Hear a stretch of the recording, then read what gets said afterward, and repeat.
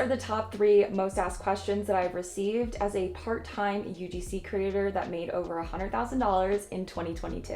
And for those that don't already know me, hi, my name is Kelly. I am the founder of UGC Social. I created a TikTok that goes by UGC Social back in June of 2022 when UGC went mainstream. I say mainstream because at one point UGC was just an ambiguous creative strategy that professional marketers utilized, and now the average TikTok user knows what UGC is thanks to their For You page. Believe it or not, I've been creating UGC since 2014 and I didn't even know what the term was at the time. I initially fell into becoming a UGC creator because I was very interested in content creation and video editing for brands specifically. Over the past near 10 years, I've worked with well over 500 direct-to-consumer brands and have an extensive agency background. Early in my career, I had an exclusive interest in content creation and video editing, and over time that evolved into an interest in creative strategy and now creative director for a top D2C brand where I lead paid media creative strategy. A big reason why UGC creators of all experience levels have really utilized me as a resource is because I not only come from the brand side, but also the creator side. I've been a freelancer for almost 10 years. And again, I made over $100,000 in 2022, working less than part-time, might I add, only 10 to 15 hours a week. I took off the entire month of January and half of December. And I share this not to brag or boast, but to really show the true opportunities that come with user-generated content when you apply creative strategy to your work to offer conversions to your clients. And of course, if you aren't already subscribed to this channel or following me on my TikTok, be sure to do so. I share a ton of free resources as someone that is entirely self-taught, didn't go to college, I couldn't afford to, so I've learned everything that I know today through my career in real life experiences. If you ever have any questions along your UGC or marketing journey, feel free to comment them on any videos and I would be happy to answer them in either a comment or a video. All right, and without further ado, let's dive in. All right, this is by far the top asked question. What the heck is UGC? Well, for one, it's an acronym that stands for user generated content. Now, it kind of is a misnomer because one of the follow-up questions I get is, well, if you're a UGC creator, doesn't that contradict that it's not user generated content? UGC really is just a creative strategy leveraged by marketers to be able to make it feel more personable, whether it is an organic post on the brand's TikTok or Instagram or an ad that is being run on Facebook, Instagram, YouTube, etc. When it comes to UGC that is being launched as an ad on a social platform, you want it to be able to create conversions because at the end of the day, the brand is pouring hundreds, if not thousands of dollars in ad spend into that concept, and they are seeking a return on investment. Specifically, they're looking for ROAS, which is an acronym that marketers use, and it stands for return on ad spend. Now, it sounds a lot crazier than it actually is. It's really just if I'm a brand that invests $500 into a UGC concept that's going to be launched as an ad, I'm hoping to not only break even, but to, of course, make a return on that investment. So that's exactly why UGC has to be very calculated and strategy driven, because it has to be able to offer a return on that ad spend, and it needs to be able to offer conversions in order to do that. And by conversions, I mean sales. Essentially, you need to be able to create a UGC concept that is so scroll stopping that it will not only get me to stop scrolling in my tracks, but to watch the video long enough to be interested enough to click the link to go to the landing page and to, of course, the end goal, purchase that product. Really, the main takeaway when it comes to creating UGC that would be launched as an ad is your end goal as a UGC creator is to create content that creates so many sales that that client is essentially stuck on you and wants to have a long-term contract. It then opens up the opportunity to negotiate more competitive rates. And that's exactly how I was able to hit the 6-figure marker as a part-time UGC creator who again took off a month and a half in 2022 and was only working 10 to 15 hours a week. It did not happen overnight. This is something that I essentially had to scale my UGC business to. From 2021 to 2022, I more than doubled my business year over year. Same with 2020 to 2021. So the more conversions you can create as a UGC creator for paid ads, the more likely you are to not only have a longer standing contract, but the more opportunity you have to negotiate more competitive rates. Another question I get asked all the time is what's the difference between a UGC concept that is launched as an ad compared to a UGC concept that is launched as an organic post to a brand's TikTok or Instagram feed. If it is a UGC concept that is being posted to the brand's TikTok or Instagram, it is to be able to raise brand awareness and to essentially help grow that brand's social following. One of the biggest misconceptions is that a UGC creator that is creating organic content that is being launched on the brand's TikTok or Instagram is to create conversions, aka sales, which is not the goal of someone that is creating organic UGC concepts. And this is something really important for anyone that does create organic UGC concepts for brands to post on their TikTok or Instagram, because on rare occasion, you will get a client who is clearly mistaken and just assumes that, okay, well, I'm hiring you, I'm paying so much money, you're gonna create sales, right? No. When you are posting to the brand's TikTok or Instagram, you are actually helping helping raise brand awareness and to grow their social following. Sales are obviously the cherry on top, but that is not the end goal of someone that is creating UGC to go on the brand's TikTok or Instagram. That said, the reason why there is UGC for advertisements is to create conversions for that brand. And the way that UGC creators, along with marketers, are able to create these conversions with creative advertisements, whether it's UGC or other forms of ads, is by following the direct response formula. And it sounds crazier than it actually is. It's really just a scroll stopping hook in the first 2 to 3 seconds. Essentially, give me a reason to stop swiping my Instagram feed or my Facebook feed. Immediately after the hook, you're going to want to feature a problem followed by a solution, because any product currently in existence is meant to resolve some sort of pain point. Outside of that, you're going to want to sprinkle in unique selling points that set the product apart from the rest of their competitors, followed by additional social proof. For example, if the brand has over 100,000 verified 5-star reviews, you could say something along the lines of, plus this product has over 100,000 5-star reviews, that many people cannot be wrong. Followed by a CTA, which is an acronym that stands for call to action. If you couldn't tell already, marketers like to use acronyms. It's something that I had to get used to, so anytime that I say an acronym, my goal is to be able to explain what the heck it actually means. And then another highly asked question is, can you show the difference between a UGC ad and a UGC concept that would be launched on the brand's TikTok or Instagram? So here are some examples.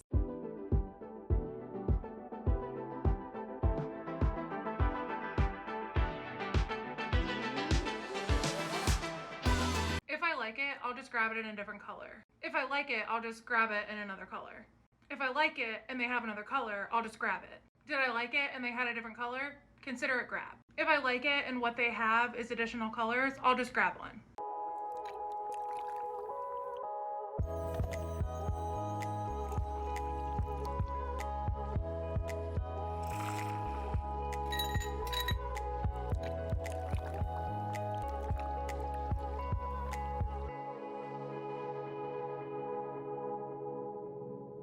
I think you should treat yourself. I know you were thinking about it, and you were like, oh, I don't know. Do it. Do it. Who's gonna stop you? Me? No. You? No. And then outside of that, one of the most popularly asked questions is, okay, like I hear everything that you're saying. How do I get started as someone that does not have a background in marketing? And here are some steps that I suggest that you take as someone that has been in the industry for almost 10 years. And these are the steps that I would take if I were starting today without a background in marketing. And I say this confidently because this is essentially what I did as someone that started out in 2014 and did not have any tutorials or advice or help. TikTok wasn't a thing, and really any YouTube tutorials at the time, they just were not cutting it. So I really was forced to learn on my own, which came with a ton of learning curves. And I do believe that suggesting these steps to you guys are going to help you along your journey, with the end goal of course, speeding up your learning curve, which is exactly why I made this YouTube account in the first place. All right, first and foremost, you're going to want to figure out what type of UGC you want to create for brands. Are you interested in creating advertisements, or are you interested in creating concepts that would be launched on the brand's TikTok or Instagram organically? And there's no wrong answer, right? Like you could do one, you could do both. It's up to you. Once you figure out what type of UGC you want to create for brands, you're going to want to study best practices from coaches that already have what you want. For me, I'm a professional marketer by trade. Again, full-time, I'm a creative director for a top D2C brand where I lead paid media creative strategy. I work with UGC creators. I am constantly coming up with script ideas and essentially high converting concepts to be able to make the company millions of dollars. So if you're interested in creating UGC for advertisements, I'm definitely that resource for you. I'm an expert direct response marketer. I've created essentially tens of millions of dollars for my clients in revenue. My top 2 ads alone for one of my longest standing clients made them $10 million in revenue, which is exactly how I was able to negotiate such competitive rates as someone that offered such a valuable return on ad spend. Because at the end of the day, the only way the brand can keep running their business is if they are creating sales and acquiring new customers, and my UGC concepts offered that return. So if you are looking to be able to create converting UGC concepts, continue to utilize me as a resource. And I want to emphasize that when you decide to become a UGC creator, you're essentially entering entrepreneurship 101, which is going to require you to build a firm foundation. I say this because the reason why I created my TikTok account in the first place back in June was when UGC went mainstream and viral on TikTok, and everyone and their mom was talking about UGC on their For You page, essentially oversimplifying it, making it sound way easier than it actually is. And again, I created that account to help reset expectations and essentially train the next wave of UGC creators that are looking to build that firm foundation. Because the only reason why I got to this point in my career or even in my business as a UGC creator is because I became a student first and I educated myself on best practices, because that is the only way that you're going to be successful in UGC. And I want to emphasize that I did not go to college. I could not afford to. I grew up being a free lunch kid for most of my life. I was literally poor up until probably 4 years ago. I really didn't see a return on my investment until 6+ years into my career. It isn't easy, but it is simple, and I love that UGC has little to no barrier to entry. I say this because you don't need a college degree in order to be successful as a marketer or a UGC creator. The example I like to give all the time is that if it were between me, the college dropout, and a Harvard graduate, they would not just go and hire the Harvard graduate. They're going to ask for case studies because they want to know which marketer offers the biggest return on investment. So if you can't offer a return on investment, the client will be less likely to hire you because they need to be strategic with their ad spend. Outside of using this YouTube channel as a resource, of course, I share daily tips on my TikTok account as well. I have a growing audience of almost 40,000 followers right now, and we literally just hit 30,000 like a week ago. Outside of that, I have a newsletter that is either $5 a month or $50 for the year. It is considered a business expense, so you would want to save your receipt for tax season to be able to write it off with a tax professional. Of course, you want to consult with a tax professional. I am not. Just this past week alone, I came out with an article dissecting my second top performing Black Friday Cyber Monday ad for a very well-known beauty brand. I not only disclosed the name of who this brand is, but I also showed the UGC concepts that were top performers, and I break down the step-by-step process as to how I was able to come up with the concept idea, write the script, film it, edit it, and of course present creative strategy once I learned that that Black Friday Cyber Monday ad was a top performer for them. Now, once you start to become familiar with best practices, whether that's related to organic, social, or paid media, you're going to want to start practicing creating concepts from scratch. That way you can get to a point where you feel confident with your work and you can start creating a portfolio. Now, my suggestion off the bat is to really just practice creating concepts before you even worry about your portfolio. I say this because if you were to practice creating a concept a day for 30 days, I'm telling you right now, your first 2 weeks of concepts, you're not going to want to include in your portfolio. So my suggestion is to really just get comfortable and confident in the work that you're creating, whether that is for advertisements or for organic social posts. Now, once you understand the best practices and you are practicing creating those UGC concepts, you're going to get to a point where you are becoming proud of the work that you're creating. And that's where creating your portfolio comes into play. Now, believe it or not, I'm going to be coming out with a portfolio guide in the next few days, so stay tuned for that. I will be doing an announcement, so if you don't already have my notifications on, be sure to do so. Also, if you subscribe to my newsletter, you also get an exclusive discount when I do release this portfolio guide. But in short, you're going to want to create concepts that are reflective of best practices, because at the end of the day, as someone that hires UGC creators at my full-time job, I am consistently going through UGC portfolios and I'm looking for creators that not only understand best practices, but implement them into their work in creative ways. You also want to make sure that you have an About Me section so I can learn a little bit more about you. Something that I share with all of my students that schedule one-on-one time with me, which if you are interested in doing this, there is a link in the description. They will ask me, what should I be including in my About Me? What is important? What isn't important? What stands out to you? And for me, whenever I'm looking to hire someone that creates UGC for ads, I want someone that has an understanding of direct response best practices. I want someone that maybe is a former art director, creative director, content creator, micro influencer, someone who is a former creative strategist,